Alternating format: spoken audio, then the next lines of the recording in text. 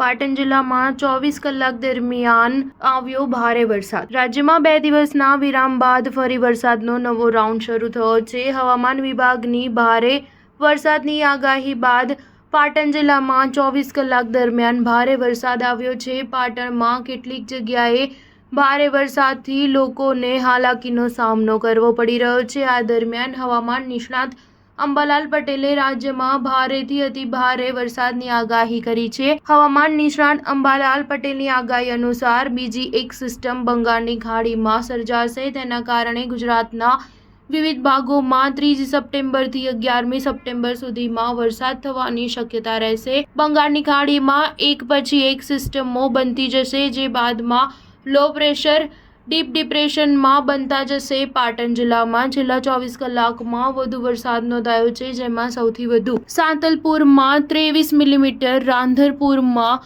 59 millimetre, સમીમાં 4 millimetre, પાટણમાં 48 millimetre, હારીજમાં 16 મિલીમીટર, ચાણસ્મામાં 7 મિલીમીટર, શંખેશ્વરમાં 22 મિલીમીટર, સરસ્વતીમાં 42 મિલીમીટર વરસાદ નોંધાયો છે। Star news 7 Patan.